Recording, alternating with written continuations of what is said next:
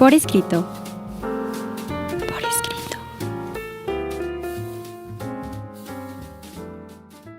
Eleva tus sentidos, estamos en un programa más de Por Escrito. El día de hoy me acompaña... ¿Qué tal? Sean muy bienvenidos, mi nombre es Cecilia Durán Mena y seguimos en nuestro afán de atrapar lectores y escritores para nunca dejarlos ir. Un servidor, Juan Carlos Padilla, además de saludarlos, los invita a que nos sigan a través de todas nuestras redes sociales.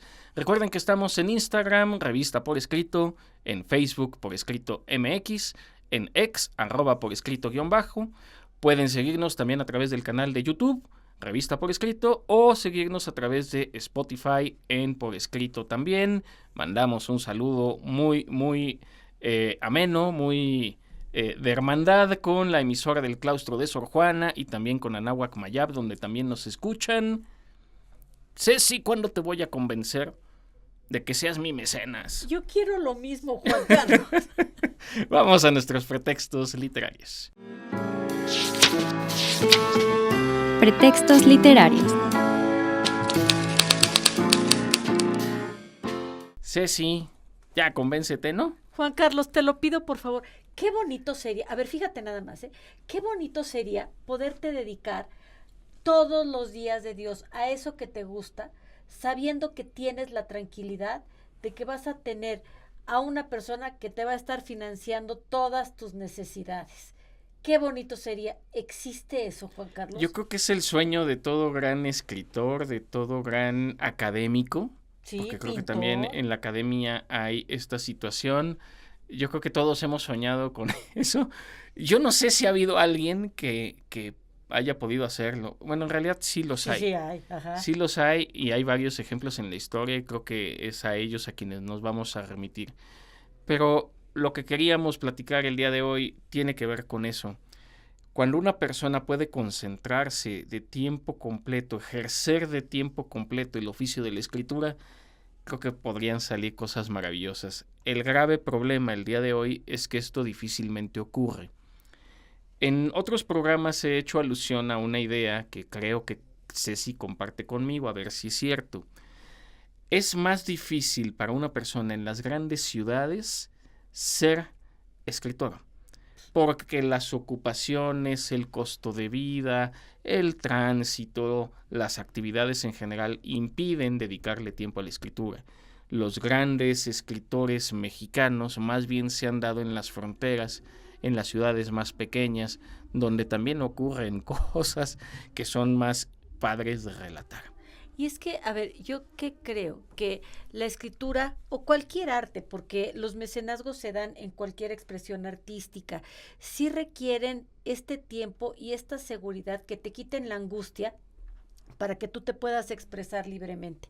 Creo que los mecenazgos el día de hoy tú eres tu propio mecenas, o sea, hay que trabajarle para que tú puedas dedicarte a aquello que te gusta.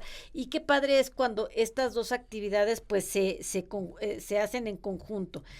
¿Qué es un mecenazgo? A ver, un mecenazgo, según lo define la Enciclopedia Británica, es el patrocinio a artistas y escritores por parte de un individuo o de una institución, generalmente en forma de fondos o recursos materiales para apoyar la creación de obras culturales. Sí existen los mecenazgos hoy en día, es decir, hay el Conaculta por medio de las becas del FONCA, apoyan a escritores, también el Sistema Nacional de Investigadores apoya a los investigadores, y también hay muchas organizaciones internacionales que siguen apoyando. The Shakespeare Project, por ejemplo, que le da este financiamiento a autores que han sido publicados y han sido publicados fuera de sus fronteras para que ellos tengan dinero para publicar un libro. Yo ya tuve un mecenazgo de The Shakespeare Project. Entonces, sí existen estos mecenazgos, son difíciles y la verdad son muy agradecibles porque entonces sí te permiten dedicarte un tiempo muy específico a escribir o a producir lo que tú quieras sin tener esta preocupación de ahora ya tengo que trabajar, ya tengo que corregir exámenes, ya tengo que hacer toda una serie de pendientes antes de dedicarme a la creación artística. Ya ves, el que no ha tenido mecenas he sido yo. Yo, en mi época de juventud, Recordemos que para la Ciudad de México un joven es antes de los 30 años. Hasta los 29 años puedes aspirar a estas becas. Yo estuve buscando la del FONCA, bueno, como conjunto. Para los que no lo saben, tuve en algún momento una revista, la revista Utopía, y lo concursamos en repetidas ocasiones, nunca conseguimos el apoyo. La revista invariablemente tuvo que morir, pero para eso sirven mecenas, para que uno pueda dedicarse de tiempo completo o mayor tiempo a la creación. Hay dos nombres de romanos que le dan sentido a dos expresiones. Voy a empezar por la que no tiene nada que ver con nosotros en este momento, que es la de Antonio Craso. Craso era un militar romano que fue a pelearse con los asiáticos en una guerra que todo mundo sabía que iba a perder. Por eso decimos hoy Craso error, haciendo alusión a Craso, que cometió un error. Evidentemente perdió la batalla y perdió la vida en la batalla. ¿De dónde viene mecenazgo? Históricamente, Cayo Clinio Mecenas, que aproximadamente vivió entre el 70 y el 8 a.C., en tiempos precisamente de César y de Augusto, noble romano de origen etrusco, es decir, del centro de la actual Italia, que destacaba como confidente y consejero de César Augusto. Él fue un ferviente admirador de las artes y por eso le ayudaba a los artistas de la época a poder dedicarse de tiempo completo. Él los mantenía. Básicamente en eso consistía el mecenazgo. Hay dos muy importantes autores romanos que fueron, digamos, protegidos de mecenas. Hablamos de Horacio y hablamos, Ceci, de Virgilio. Sí, por supuesto.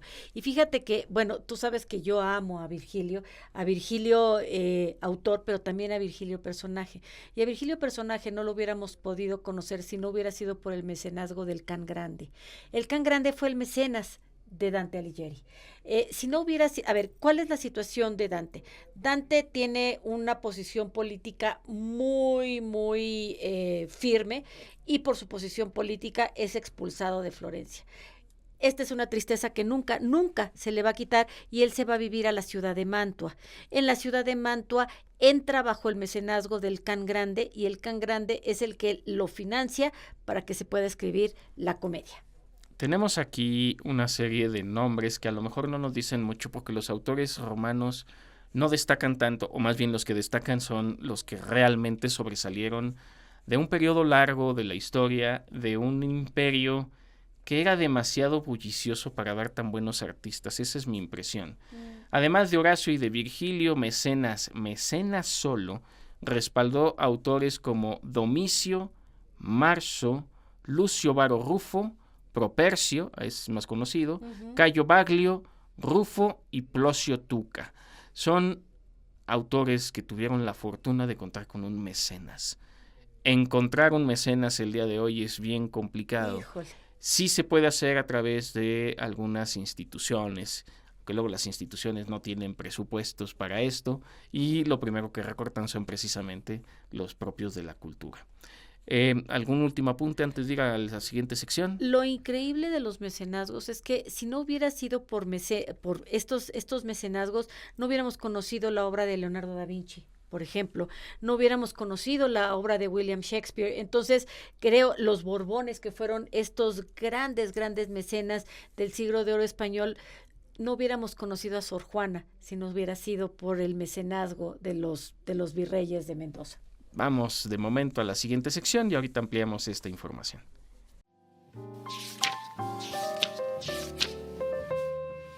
Lo desconocido.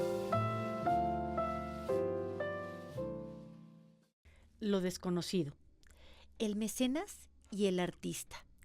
Hay relaciones que son complejas y las relaciones entre el mecenas y el artista despliegan un drama humano tan complejo como las creaciones que surgen de él. Eso no hay duda. Es un espectáculo de luces y sombras, sin duda, porque hay pasiones ardientes, tensiones ocultas que a menudo desembocan en un final que a lo mejor no es tan color de rosa y más bien tiende a lo amargo y a lo trágico. ¿Qué fuerzas invisibles se trazan en estas relaciones, llevándolas al abismo, al escándalo y a la desilusión? El mecenazgo en su forma más pura implica un acto de generosidad, eso no hay duda. Es el apoyo que se le da a un artista, es esta voluntad de nutrir y proteger el talento creativo. Sin embargo, esta relación, pues ya les decía, está cargada de una complejidad inherente. El mecenas, en su papel de proveedor de recursos y reconocimiento, también ejerce un poder considerable sobre el artista. Este desequilibrio de poder puede dar lugar a tensiones y a conflictos, especialmente cuando las expectativas y los intereses del mecenas chocan con la visión y con la integridad creativa del artista.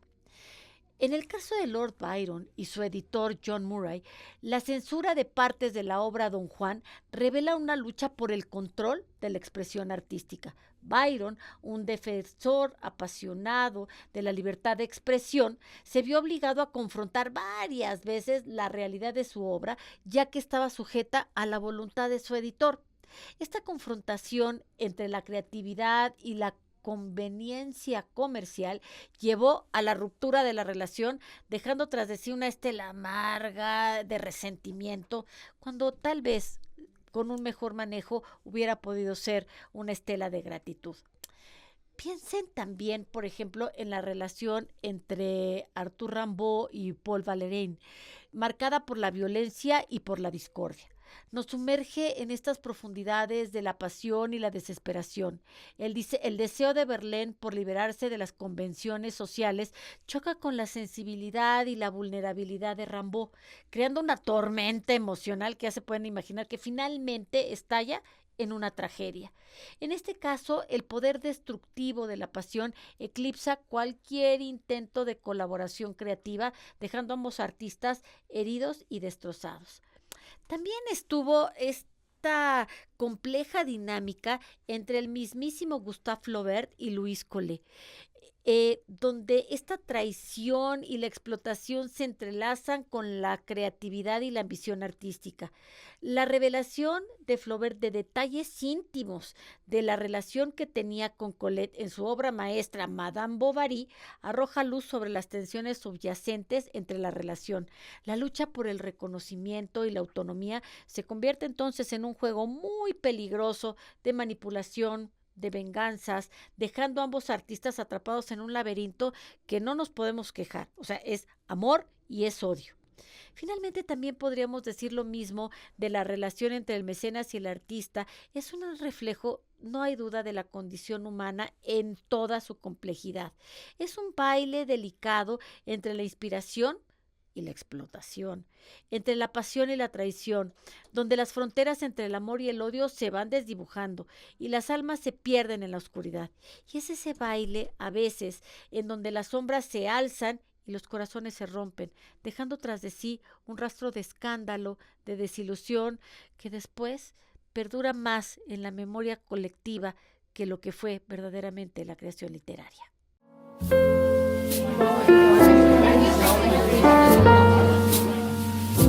Conversaciones.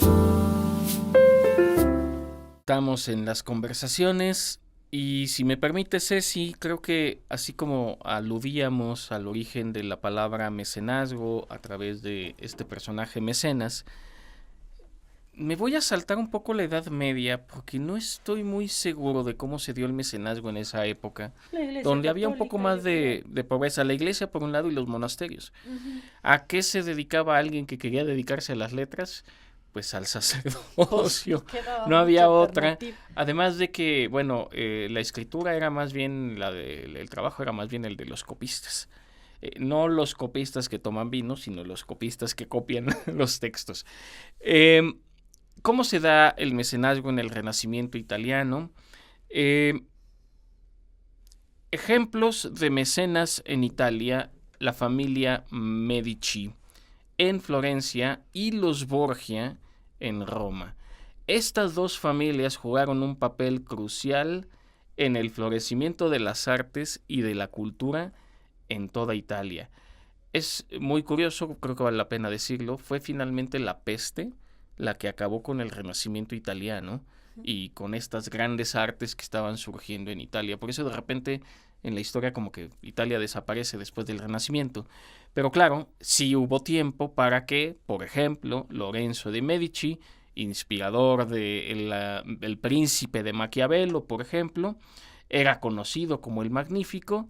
Fue este gran mecenas que apoyó artistas como Botticelli, Leonardo da Vinci, Miguel Ángel y, ya habíamos mencionado incluso también, no era el mecenas de Maquiavelo, pero por supuesto que le jugaba en estas... consejero, claro. Claro. Era de alta alcurnia y por eso el mecenazgo se daba en esta época. Y bueno, habría que decir que la familia Medici había, digamos, como jerarquías, ¿no? Y entonces los Medici estaban como en el culmen. Los Sforza estaban en Milán. Y los Sforza eran, digamos, como las personas que no eran tan educadas. Resulta de que, y te voy a platicar algo que viene en algo que se llama el Código Romanov, que mucha gente no le da legitimidad. Pero estaban Leonardo y Botticelli. Ellos en realidad no querían ser, fíjate qué curioso, eso es lo que dice Romanov, no querían ser pintores ni escultores, sino que querían ser cocineros. Entonces un día deciden salirse del taller donde estaban ellos esculpiendo y pintando y bajo el mecenazgo de los Medici, y se fueron a poner en la esquina del Ponte Vecchio y el río Arno, se fueron a poner un pequeño restaurante. Pero entonces se tardaban tanto. Tú imagínate haber ido, hoy hubiera sido un exitazo. Era cocina de autor de veras, ¿no? Y entonces las brócolis así perfectamente esculpidas y las zanahorias y las papas, pero pues la gente que iba a comer ahí era la gente que servía en el Palacio Pitti, y lo que querían era que les sirvieran rápido y mucho. Y estos querían servir muy estético y que el platillo se viera muy bien puesto. Pues nada, que me lo sacan a patadas del restaurante que se llamaba Los Tres Caracoles, y entonces Botticelli sí regresa al mecenazgo de los Medici, pero ¿qué crees? A Da Vinci no me lo aceptaron y que me lo mandan con los Sforza. Con los Ludovico Sforza, duque de Milán, lo acepta y fue el gran mecenas de Leonardo. Le aguantó todo lo que le quiso aguantar, porque Leonardo quiso llegar a poner al edificio de los Sforza una cocina que en aquel tiempo era como que lo más avanzado. Gracias a los Sforza, hoy tenemos la servilleta, hoy tenemos hay el pimentero que se le da la vuelta, porque ¿qué crees? El pimentero era un arma, en realidad, que luego Leonardo convirtió pues en un utensilio, pero la servilleta, porque a Leonardo le daba mucho asco ver cómo los Sforza comían y se limpiaban todo lo que comían en las ropas. Entonces, pero esas son las pequeñas cosas, ¿verdad? Pero también, gracias a los Sforza, tenemos La Última Cena, y todo este apoyo financiero que tuvo Leonardo para vivir, pues, y estar produciendo bajo la corte de los Sforza. Después Leonardo terminaría en la corte de los franceses. Me quedé pensando, Ceci, que debió ser en ese restaurante donde surgió aquello que las mamás hacen. De ahí viene el avioncito jugando con la comida. Ahí viene el aparato de Da Vinci directo a la boca con el brócoli. Pasemos, creo que vale la pena mencionarlo. Los Medici en Florencia eran los más ricos. Sí. Luego los Borgia en Roma eran los más astutos. Y los Sforza, eran los dueños de Milán, pero Milán es la región más rica dentro de la región pobre de la Italia de la época. William Shakespeare. Aquí me gustaría remitir a algo que me gusta mucho decir en clase y que suena un poco controversial. Es muy poco lo que se sabe de William Shakespeare como persona, los registros que se tienen de su existencia. Está firmado por un William Shakespeare las obras. Sin embargo, no solo va a requerir digamos, toda la estructura propia de la Londres de su época, sino que es muy probable que hubiera no solo un mecenas.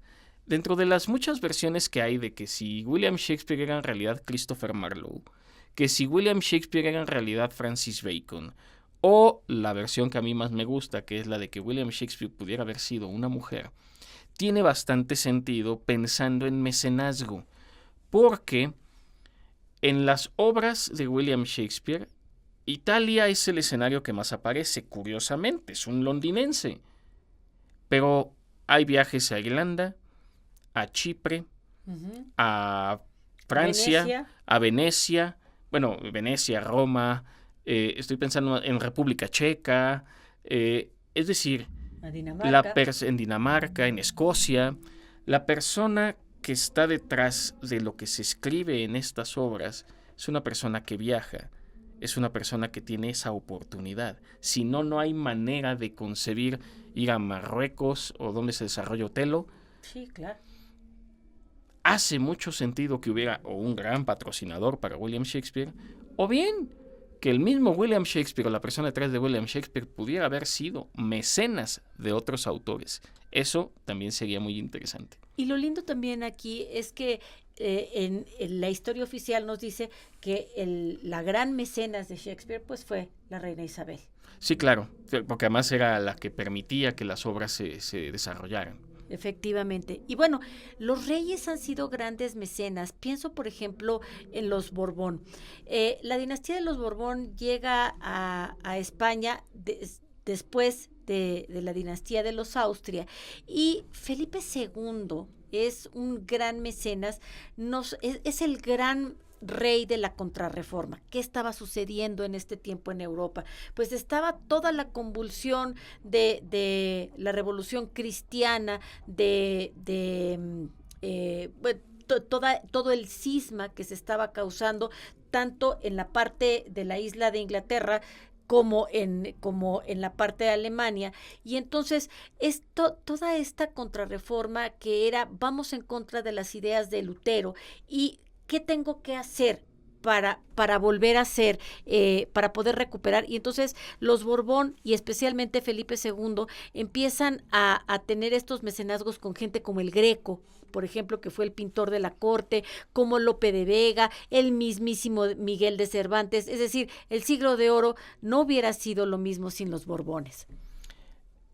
Y no solo los Borbones, también está toda la familia de los Habsburgo, que serán mecenas en la Viena del siglo XVIII. María Teresa I de Austria y su esposo Francisco I del Sacro Imperio Romano Germánico fueron mecenas de escritores como Franz Grillparzer y Christoph Willibald Gluck, que contribuyeron con esto al desarrollo de la literatura y de la música en Austria. Y es que Austria es famosa más que por la literatura, por la música y por las artes. Sin duda de por aquí venía cierto personaje que en México también contribuyó mucho a las artes. Sin duda. Sin duda, el emperador Maximiliano. Y bueno, Catalina la Grande y la Ilustración rusa no hubiera tenido este esplendor si no hubiera sido por la corte de Catalina II de Rusia, que fue conocida como Catalina la Grande, y muchos escritores, escultores, pintores, la Academia Rusa de las Ciencias, la Universidad de Moscú, se la debemos al mecenazgo de Catalina la Grande. Bien, aquí digo solo como una señal, ya habíamos hablado de algunas familias italianas, los Medici en Mantua y en Ferrara. También aquí está un poco nada más la nota de la Jerusalén liberada de Torcuato Tarso, que es también una de estas obras que fueron mecenadas por familias italianas. Y bueno, no olvidar, por supuesto, a otro de los grandes mecenas de la literatura, del teatro y de la gastronomía. Hace rato fuera de micrófonos nos confesaban algunos de los productores y ayudantes de este programa que si no hubieran estudiado comunicación o entretenimiento se habrían dedicado a la gastronomía. Bueno, Luis XIV de Francia, el famoso Rey Sol, tenemos a Monsieur Vatel, un extraordinario repostero, sí. Y es el gran mecenas de la Francia de su tiempo, antes de la Revolución Francesa, en la corte de Versalles, donde vamos a tener apoyo de escritores como Racine, como Molière. Si no hubiera sido por esos mecenazgos, si no hubiera sido por ese apoyo específico del rey, con todo y sus locuras, con todo y sus extravagancias, habría sido imposible pues gozar el día de hoy de grandes obras, comedias como El médico a palos, como el misántropo, todo, pues Molière me parece extraordinario. Así es, mi querido Juan. Pues, ¿no quieres ser mi mecenas? Me encantaría ser mecenas, pero no hay dinero para ello, mi querida Ceci. En producción todavía tenemos tiempo, ¿no? Sí. Vamos, si te parece bien, mi querida Ceci, Ajá. a platicar de obras más contemporáneas en la que ya sea digamos, el personaje o bien el autor los que han recibido algún tipo de apoyo para poder seguir escribiendo. ¿Te parece? Me parece muy bien.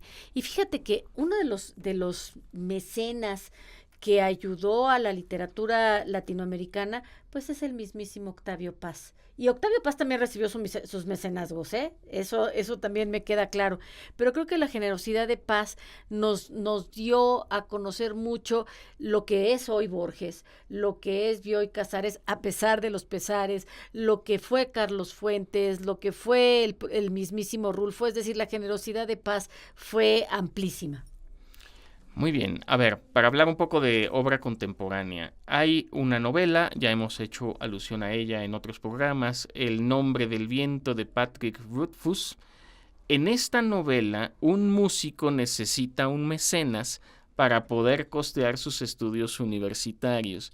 Al mismo tiempo, Dena, la mujer de quien está enamorado, tiene un mecenas misterioso que la maltrata y la envía a actuar a lugares sospechosos. Aquí tenemos este encuentro en el que los personajes son los que están buscando un mecenas, nada que en la realidad no necesitemos. Oye, yo no quiero ese tipo de mecenazgos, Juan Carlos. No, bueno, me queda claro que no. Ese pero sí no lo voy a querer. Bueno, fíjate que me parece que el cuento de la criada de Margaret Atwood, esta distopía feminista que presenta un mundo totalitario, donde las mujeres son subyugadas y reducidas a roles reproductivos, creo que en este lugar ficcional, las esposas y los comandantes actúan como mecenas de ciertos personajes, otorgándoles ciertos privilegios y protección a cambio de su sumisión. Atwood lo que está haciendo es reflejarnos como juego de mecenazgos, porque claro que ella, pues sí, no ha gozado del mecenazgo, pero muestra lo que es el mecenazgo. Bien, en Orgullo y Prejuicio, que es una película, por supuesto, basada en la obra de Jane Austen, hay también ejemplos de mecenazgo, y es que en esa época era muy común que los artistas buscaran, y aquí concretamente en la trama, la tía de Darcy, Lady Catherine Burrow, actúa como mecenas poderosa para intentar sobre todo influir en el destino de los personajes principales. Sí, y yo creo lo que pasa es que este tipo de sociedades que hoy ya no entendemos, esta necesidad de que una mujer necesite el cobijo de un hombre para poder salir adelante, ya no lo entendemos, pero ella lo refleja muy, muy adecuadamente. Pues fíjate que yo te voy a hablar de Ken Follett, Los Pilares de la Tierra, esta épica novela histórica que se desarrolla en la Inglaterra del siglo XII y que sigue la construcción de una catedral gótica. Bueno, entre los personajes, Follett desarrolla el de Prior Philip, que es un líder religioso que actúa como mecenas de las construcciones de la catedral, proporcionándoles apoyo financiero y protección. Sin este personaje no hubiera sido posible la construcción de esta catedral, como no hubiera sido posible la construcción de muchísimas de las catedrales que existen en Europa, por ejemplo, la Catedral de Chartres, que está considerada como una de las más bellas del mundo. ¿Pero qué crees?